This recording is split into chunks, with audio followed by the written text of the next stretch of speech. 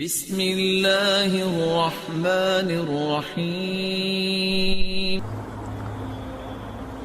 رسول اللہ صلی اللہ علیہ وسلم نے فرمایا ان اللہ لا یستحیی من الحق، اللہ تعالیٰ حق بات کو بیان کرنے سے حیا نہیں کرتے۔ تو غسل کے جو مسائل ہیں ان میں بھی بعض دفعہ کچھ ایسی باتیں آتی ہیں جو بظاہر حیا کے خلاف ہیں، لیکن علم کی ایک بات ہے، سیکھنے اور سکھانے میں حیا اگر کریں گے تو پھر ظاہر ہے ساری زندگی جاہل ہی رہے گا انسان۔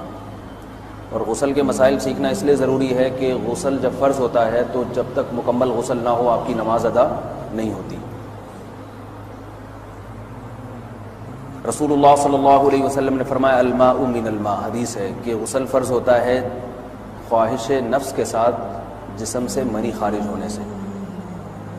مرد پہ غسل کب فرض ہوگا؟ جب اس کے جسم سے شہوت کے ساتھ منی خارج ہو۔ منی بالکل سفید رنگ کی چیز ہے، ایک ہوتی ہے مزی۔ شہوت پیدا ہونے سے اگر کسی کے مرد یا عورت کے صرف رطوبت خارج ہونا شروع ہو گئی اس سے غسل فرض نہیں ہوتا،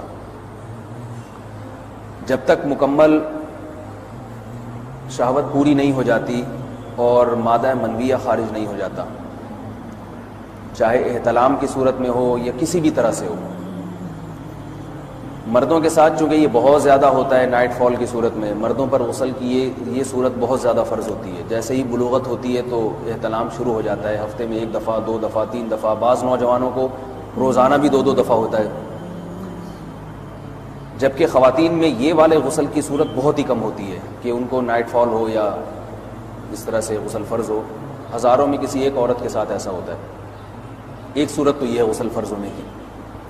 دوسری صورت کیا ہے کہ جب انسان اپنی زوجہ کے ساتھ ملاپ کرے اور انٹرکورس ہو جائے، چاہے اس صورت میں ڈسچارج دونوں میں سے کوئی ہو یا نہ ہو، لیکن دونوں پہ غسل فرض ہو جائے گا، مرد پہ بھی اور عورت پہ بھی۔ یہ تو مردوں کے غسل کے فرض ہونے کا ہے۔ مردوں کے غسل میں ایک چیز یہ بھی ہے کہ اگر آپ نے رات کو نیند کی اور صبح آپ اٹھے اور آپ نے کپڑوں پہ نشان دیکھا، اب آپ کو یہ پتہ نہیں چل رہا کہ یہ منی کا نشان ہے یا مزی کا ہے، تو بھی آپ پر غسل کرنا فرض ہے۔ یہی سمجھا جائے گا کہ یہ آپ خواب میں ڈسچارج ہوئے ہیں۔ عورت پر جو غسل فرض ہوتا ہے ایک اور صورت میں ہوتا ہے کہ جب خواتین کو ایام آنا بند ہو جاتے ہیں، حیض یا نفاس سے جب پاک ہو جائیں تو بھی ان پہ غسل فرض ہے۔ یہ تو غسل کی فرضیت سے متعلق احکام تھے۔ کچھ چیزیں ایسی ہیں جن میں غسل سنت ہے، فرض نہیں ہے۔ جمعہ کے دن غسل کرنا رسول اللہ صلی اللہ علیہ وسلم نے بہت زیادہ تاکید کی ہے۔ سنت کی 2 قسمیں ہیں، سنت مؤکدہ اور سنت غیر مؤکدہ۔ مؤکدہ وہ ہوتی ہیں کہ جن کو چھوڑنے کا اگر کوئی معمول بنا لے تو گناہ کا خطرہ ہے اور ایسا شخص قابل ملامت ہے، اسے شریعت ملامت کرتی ہے، برا بھلا کہتی ہے۔ تو غسل سنت مؤکدہ ہے، ہفتے میں 1 مرتبہ، چاہے جمعے کے دن ہو یا کسی بھی دن ہو۔ جو مسلمان ہفتے میں 1 دفعہ بھی نہیں نہاتا، وہ کتنا ہی نیٹ کلین ہو، مگر شریعت کی نظر میں وہ قابل ملامت ہے، اسے تانے دینے چاہیے کہ شرم نہیں آتی، ہو مسلمان مگر رہتے ہو بھنگیوں اور چماروں کی طرح۔ ملامت تو اسی کو کہتے ہیں نا۔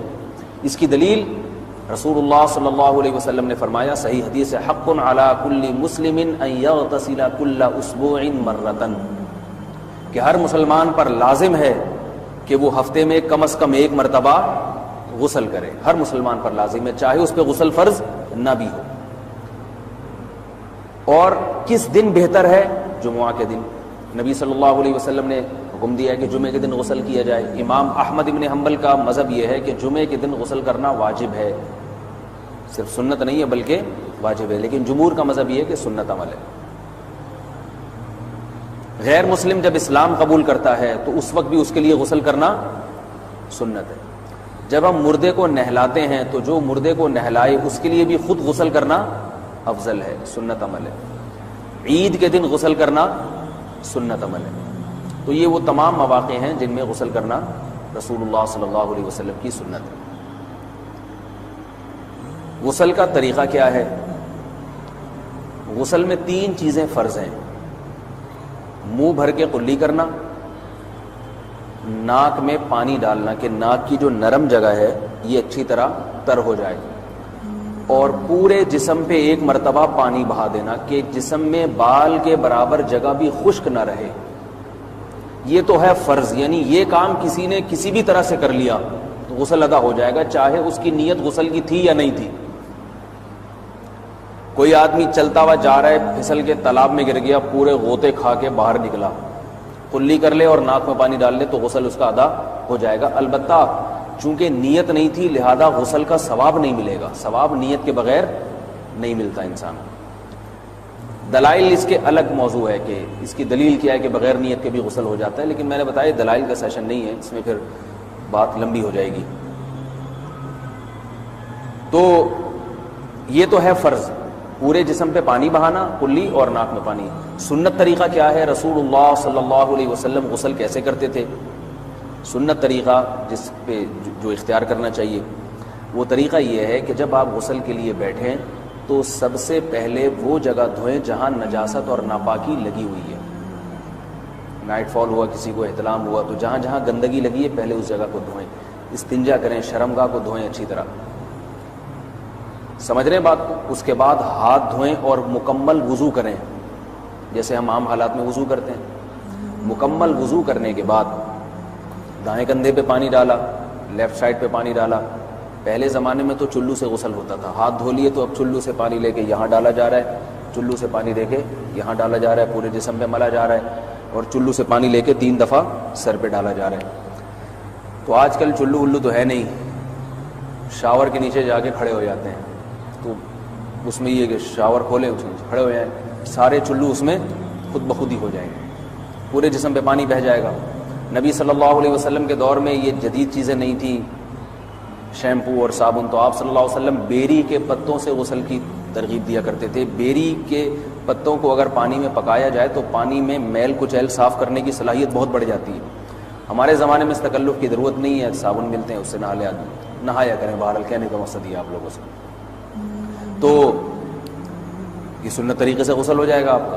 سمجھ رہے ہیں بات کو؟ سب سے پہلے استنجا کیا، اس کے بعد وضو کر لیا، اس کے بعد غسل کر لیا. اگر کسی نے غسل میں وضو نہیں کیا اور ویسے ہی پورے جسم پہ پانی بہا دیا تو بھی اس کا وضو خود بخود ہو جائے گا. اس غسل سے وہ نماز پڑھ سکتا ہے، کیونکہ بعض لوگ غسل کرنے کے بعد دوبارہ وضو کر رہے ہوتے ہیں، اس کی ضرورت نہیں ہے. کیونکہ جب غسل کرتے ہیں تو وضو والے اعضاء تو خود بخود اس میں دھل جاتے ہیں. یہ ہے غسل کا طریقہ. وضو کیسے ٹوٹتا ہے؟ جن چیزوں سے غسل فرض ہوتا ہے ان چیزوں سے وضو تو بہرحال ٹوٹتا ہی ہے. اس کے علاوہ بھی وضو ٹوٹتا ہے. اس سے پچھلے لیکچر میں نے کچھ تفصیل بتائی تھی کہ نجاست جسم سے کہیں سے بھی خارج ہو جائے یا نجاست نکل کے بہہ پڑے. اگر قضائے حاجت کی جگہوں سے نجاست خارج ہوئی ہے تو نظر بھی آ جائے وضو ٹوٹ جائے گا، اور قضائے حاجت کے علاوہ جگہوں سے اگر نجاست خارج ہوئی ہے، خون وغیرہ ہے جیسے، تو جب تک نکل کے بہے گا نہیں تو اس وقت تک وضو نہیں ٹوٹے گا. سمجھ رہے ہیں بات کو؟ وضو کا طریقہ کیا ہے؟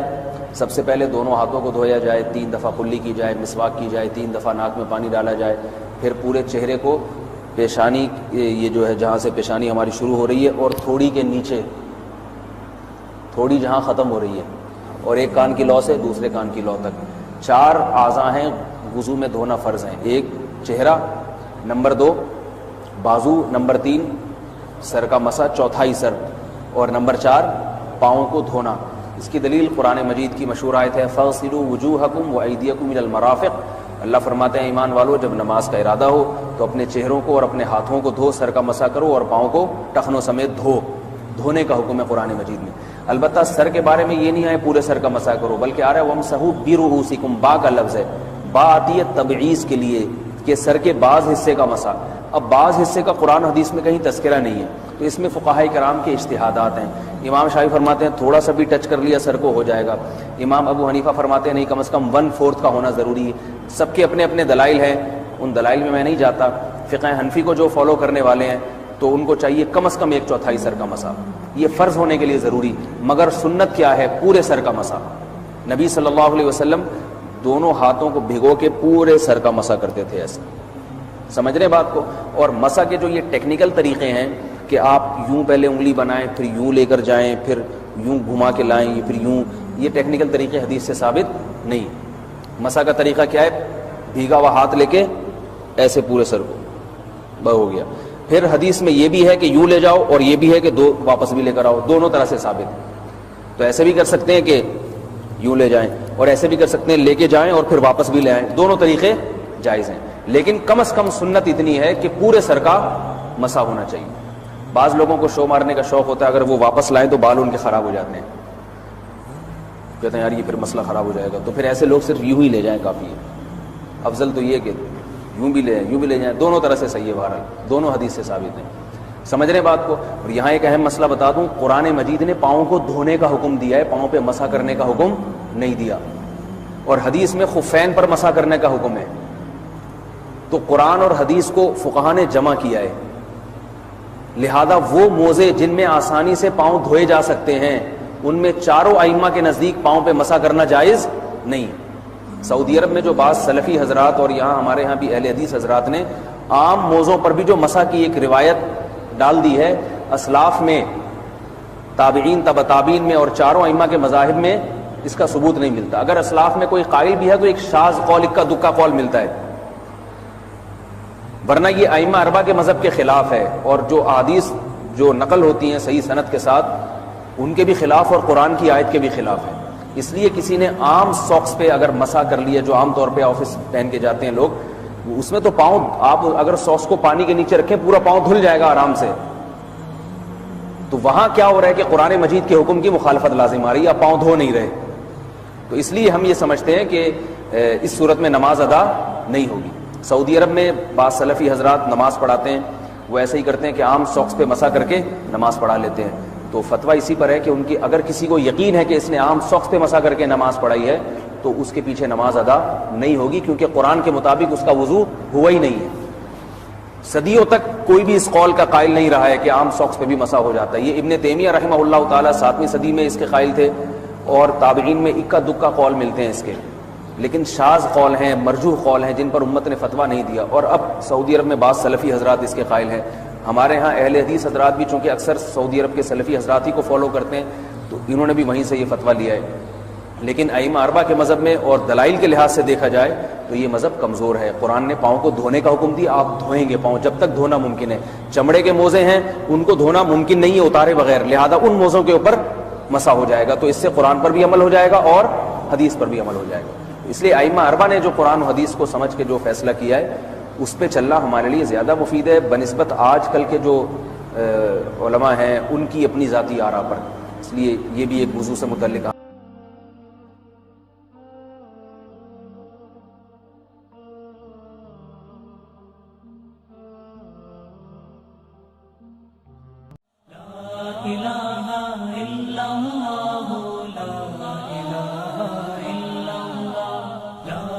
لا